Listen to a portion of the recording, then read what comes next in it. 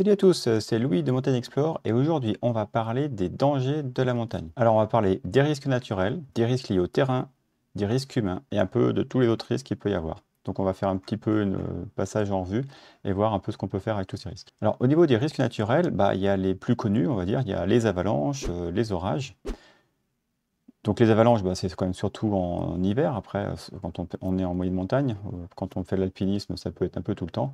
Donc il y a des règles un peu à connaître. Il faut bien lire les bulletins d'avalanche, avoir le matériel qu'il faut, s'y connaître et pas s'aventurer dans des endroits où il pourrait y avoir des avalanches. Donc en général, les avalanches, plus il y a de la pente, plus il y a de la risque, plus il y a du risque. Il faut bien connaître le principe de plaque avant, savoir comment tester la neige, et puis plus on avance dans la journée, plus il y a de risques, parce que la neige va peut-être être transformée avec la chaleur. Mais je ne vous fais pas un cours sur les avalanches, ça serait trop long. Au niveau des orages, comme j'ai dit un peu dans d'autres vidéos, les orages arrivent quand même globalement plutôt le soir. Ça peut arriver très très vite en montagne, ça peut être très fort en montagne, donc il faut mieux éviter les crêtes, les sommets, les arbres, ce genre de choses. Peut-être qu'il y aura une vidéo dédiée aux orages.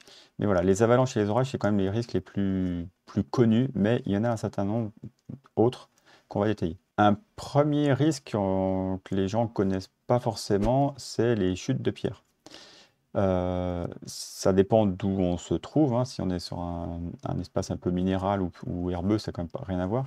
Mais en fonction d'où vous êtes, si vous êtes dans un pierrier, c'est quand même des pierres globalement qui sont tombées. Donc ça peut continuer de tomber. Ça peut être lié au réchauffement, parce que du coup, des pierres qui étaient un peu emprisonnées dans la roche ou dans de la glace vont être libérées. Il y a des endroits, c'est assez impressionnant, et il ne faut pas y être, faut y être plutôt de nuit quand c'est gelé à d'autres moments. Donc voilà, il y a des risques liés aux chutes de pierre, la montagne qui s'effrite, et il y a aussi les chutes de pierre liées aux autres randonneurs. Quand on est un bon randonneur, bien sympa, qu'on a l'esprit montagne, on fait attention, on pose les pieds, on n'y va pas comme un fou, et on se dit que potentiellement, là où on met les pieds, ça peut faire tomber une pierre sur quelqu'un qui est plus bas. Donc quand ça arrive, on n'hésite pas à dire pierre, caillou, ce que vous voulez. Quand on s'appelle Pierre, c'est pas très rigolo, mais voilà, ça peut aider. Et on essaye voilà, de faire attention, à se dire, tiens, je vais faire attention de ne pas faire tomber une pierre. Un autre point qu'on néglige aussi beaucoup, c'est le brouillard. Euh, le- Quand on est en montagne, on peut se retrouver vraiment au milieu du brouillard, et il faut rester très apaisé. Parce qu'en fait, le brouillard va vraiment vous faire perdre tous vos repères. On voit plus les marquages au loin. Si des fois il y a des marquages qui sont tous les 200 mètres, 100 mètres, des fois on les voit de loin sur un arbre. Quand il y a du brouillard, on voit plus rien. Et le chemin, s'il n'est pas bien marqué, on peut vite se perdre.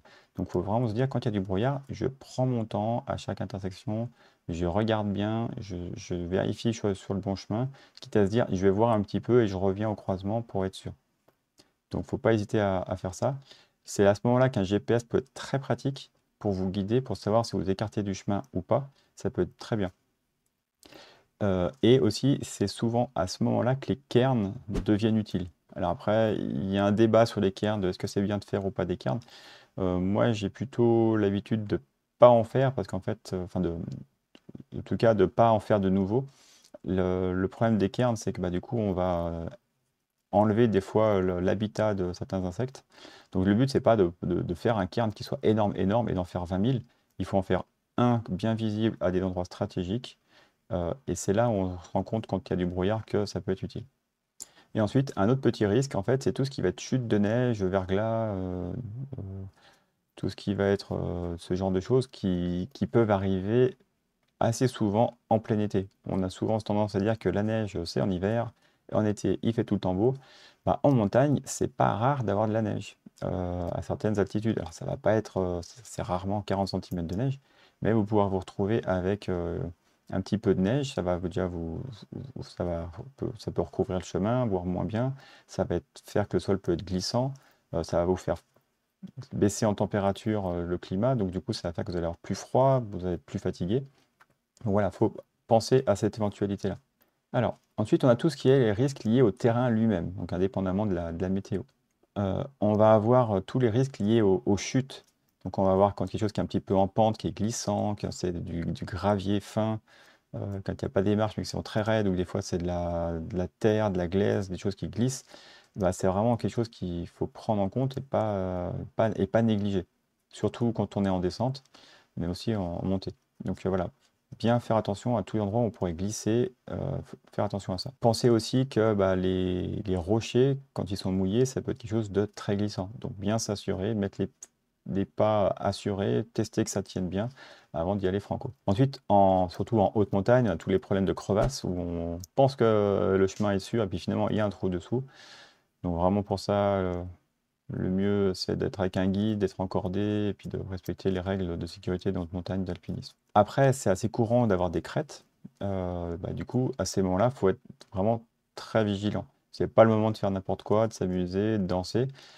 Faut prendre soin de mettre le pied où il faut et de ne pas basculer d'un côté ou de l'autre. Et il faut penser que ça peut avoir un impact ensuite d'avoir le fait d'avoir le pas sûr. Quand on est sur une crête, on est un peu des fois moins serein. Et du coup, quand on est moins serein, on a plus tendance à faire des bêtises. Du coup, ça me fait penser à un des risques qui est lié au vertige, au vide. Bah, du coup, c'est quelque chose qui est bien de se renseigner sur ce sujet. C'est vrai qu'il va y avoir des passages comme ça. Le vide peut attirer certaines personnes, et puis du coup, bah, on tombe. Et ça peut stresser, ça peut faire qu'on devient un peu hystérique, qu'on n'est plus apte à penser comme il faut et à faire les gestes comme il faut. Et du coup, bah, si on tombe à cet endroit-là, bah, c'est foutu. Donc il y a des endroits où faut pas déconner, il faut faire les choses calmement, proprement, avec le pied sûr et être sûr de soi. Et enfin, un des risques qui est aussi lié au terrain, enfin en tout cas au chemin, c'est est-ce que le chemin est bien balisé? Est-ce qu'il y a des pancartes? Est-ce qu'on sait se retrouver? En fonction de ça, des fois, ça peut être un risque parce que du coup, on peut se perdre, on peut perdre le bon chemin et faire beaucoup plus de kilomètres. Du coup, on a de la fatigue. Après, on doit gérer l'eau et la nourriture parce qu'on a fait trop de temps. Voilà, ça a plein d'impacts. Donc, se rendre compte, en fait, quand on fait une randonnée, si c'est un chemin qui est bien balisé, qui est bien fréquenté, bah, ça va pas être la même chose que si c'est un chemin où on se rend compte qu'il y a zéro balisage et qu'il faudra faire beaucoup plus attention à chaque fois qu'on prend un chemin. C'est rare aussi si c'est une randonnée avec un seul chemin unique ou si c'est plein de ramifications dans tous les sens, bah, c'est important de s'en rendre compte et de le savoir pour se dire, ah, c'est un chemin qui n'est pas balisé avec plein de chemins dans tous les sens, il faut que je fasse attention et que régulièrement je regarde ma carte et ma position. Et ensuite, un des risques principaux, enfin, la catégorie principale, c'est tout ce qui est risque lié à nous, les risques humains. Un des premiers risques, il est lié en fait à la fatigue, à l'épuisement. C'est qu'on va partir sur une randonnée qui est beaucoup trop dure pour nous, et du coup, on va utiliser beaucoup d'énergie, on va être fatigué, et après, quand on n'est pas en forme, bah, en coup, on fait des bêtises, on est beaucoup plus lent, on va arriver à tomber de la nuit, on va se perdre, on n'aura plus la lucidité pour réfléchir comme il faut et faire ce qu'il faut. Donc, faut pas faire des choses qui soient au-dessus de son niveau, il faut y aller progressivement. Ensuite, on va avoir tout ce qui est hypothermie, les coups de chaleur. Donc ça va être lié bah, voilà, à comment on va être habillé, comment on transpire, comment on boit.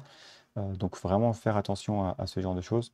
Des fois, on sous-estime beaucoup le vent et le froid en montagne. Et des fois, on peut vraiment passer de 30 degrés, on suffoque, on a super chaud, à pouf, on a l'impression qu'il fait 0 degré parce qu'il y a du vent, il y a de l'air frais, il y a une cascade, il y a un truc à côté qui rafraîchit. Et du coup, on va avoir des coups de chaud-froid et ça peut faire qu'on tombe malade. Ça demande aussi de l'énergie, le fait de gérer cette chaleur et ce froid. Donc, il faut bien penser à se protéger avec les vêtements. Moi, j'aime bien les manches longs pour ça se protège aussi du soleil et du froid en même temps. Donc se protéger avec les objets, bien manger, s'hydrater comme il faut. C'est vraiment très important de s'hydrater et d'avoir du coup l'énergie qu'il faut pour pouvoir continuer à marcher. Donc c'est quand même lié à tout ce qui est un peu l'équipement et la préparation. Il faut avoir l'équipement qu'il faut. Il ne faut pas partir sans rien. Si on ne sait pas la météo, bah, en fait, plus on a d'incertitudes, plus on doit prendre de matériel. Sans prendre trop de matériel non plus, pour pas que ça nous alourdisse trop et puis que ça devienne un handicap et un boulet et un point mort. Et du coup, que ça impliquerait de se mettre en danger parce qu'on a pris trop de matériel.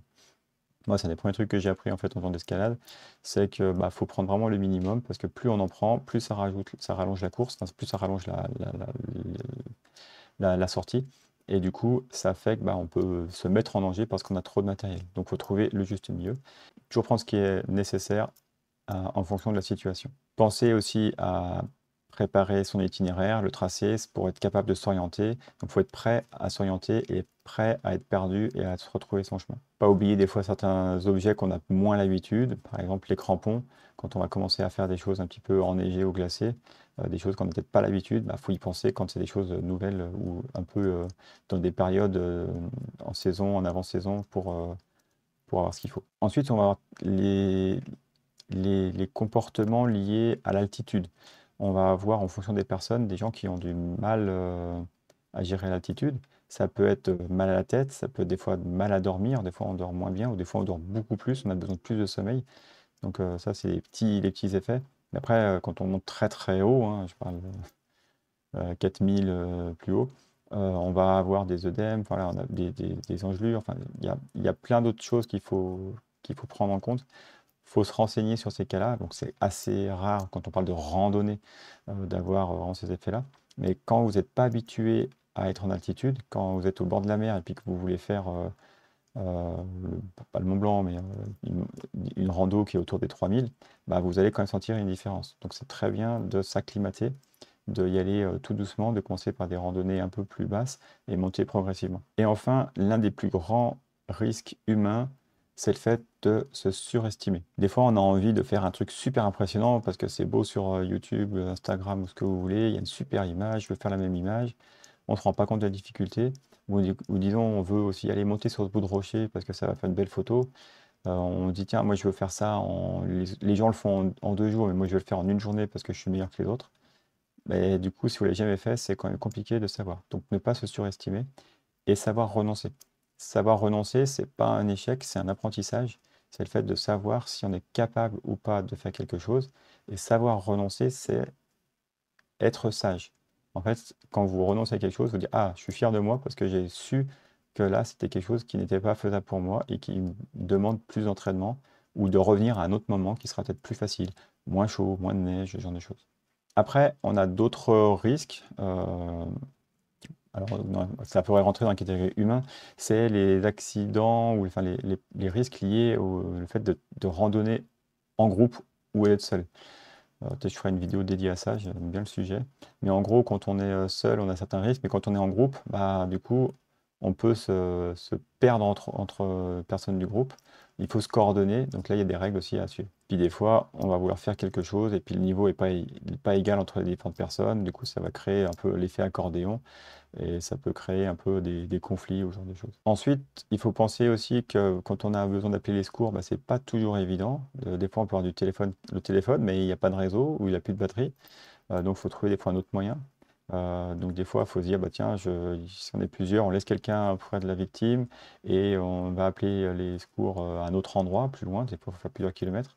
Donc voilà, faut penser que les secours, c'est pas instantané, puis on les appelle pas pour rien. Si on peut faire sans, on essaye de faire sans.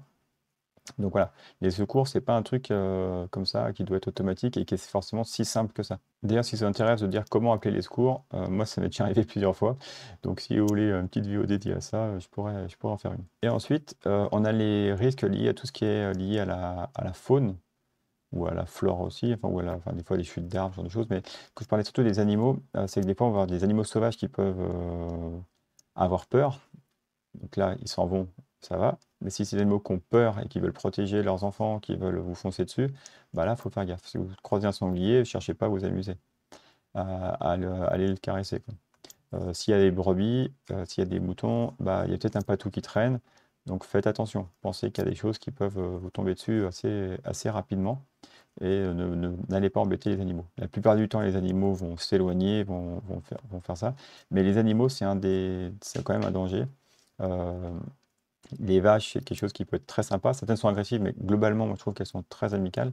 Mais elles sont très peureuses et on ne s'amuse pas à traverser un troupeau de vaches comme ça, en faisant n'importe quoi. Donc voilà, c'est un petit tour un petit peu des différents risques. C'est pour dire qu'en montagne, il y a quand même, mine de rien, pas mal de risques. Il faut faire attention. C'est un apprentissage au fur et à mesure. Si vous voyez d'autres risques, n'hésitez pas à me le dire. En tout cas, pour mitiger, pour réduire un petit peu ces risques, il y a plein de choses à faire. Déjà, c'est faire des randonnées le plus possible, écouter les gens, écouter les conseils pour découvrir un peu ce qu'il peut y avoir. Les premiers conseils, c'est surtout de vérifier la météo, regarder s'il va y avoir de la pluie, des orages, de la neige, plein de choses comme ça. Ensuite, c'est de planifier son itinéraire, de partir tôt, de planifier son itinéraire, de dire à ses proches quand est-ce qu'on part et quand est-ce qu'on est censé revenir pour les alertes ou aller partir en groupe. Donc s'équiper correctement, c'est-à-dire qu'il faut prendre de l'eau, les bons vêtements, un GPS, une carte, voilà, de quoi passer des secours s'il faut. Donc tout l'équipement approprié. Pas trop pour pas se mettre en danger à cause d'un surpoids, mais vraiment prendre quand même ce qu'il faut. Et c'est lié à chacun d'entre nous. Il y en a qui vont dire, bah, moi j'ai besoin de rien parce que je suis un surhomme. Il y en a qui vont dire, j'ai besoin de tout parce que je ne sais pas gérer sans. Et en fait, il y a souvent un juste milieu entre les deux. Ensuite, adapter la randonnée à son niveau, à la difficulté qu'on a l'habitude, et puis y aller progressivement, ne pas se surestimer. Et enfin, dernier point pour pouvoir aider à réduire tous ces risques, c'est de se former au premier secours. Donc il y a plein de formations et ça peut être très utile pour connaître les gestes. Et en fait, ça va aussi vous déstresser pour pouvoir passer une alerte comme il faut. Quand je dis une alerte, c'est appeler les secours. Voilà. J'espère que cette vidéo vous a plu sur tous les risques qu'il peut y avoir en montagne. J'en ai sûrement oublié tout plein. Le but, c'était de faire un petit parcours, de dire attention, la montagne, c'est quand même quelque chose qu'il faut apprivoiser, qu'il faut connaître. Il y a un certain nombre de risques. Je ne suis pas forcément rentré dans le détail. Si vous voulez rentrer dans le détail, n'hésitez pas à me poser des questions en commentaire ou à me dire si vous voulez un autre focus sur certains points. En tout cas, voilà. L'idée, c'est de dire, il peut se passer des choses. Renseignez-vous. Prenez les actions qu'il faut pour pouvoir mitiger les différents risques et tout se passera bien. Après, un risque, c'est quelque chose qui peut arriver ou pas. Ça dépend de la probabilité. Plus un risque est dangereux avec une forte probabilité, bah, plus il faudra y faire attention. Si c'est quelque chose la conséquence du risque, elle n'est pas très importante et elle n'arrive jamais, en fait, vous pouvez un petit peu passer à travers. Mais voilà, c'est cette chose qu'il faut avoir en tête. Voilà. J'espère en tout cas que cette vidéo vous a plu. N'hésitez pas à me mettre des petits commentaires, à mettre un petit pouce bleu, à vous abonner pour me faire plaisir et pour ne pas manquer les prochaines vidéos. Sur ce, je vous dis amusez-vous, prenez soin de vous et prenez soin de la planète. Ciao, ciao!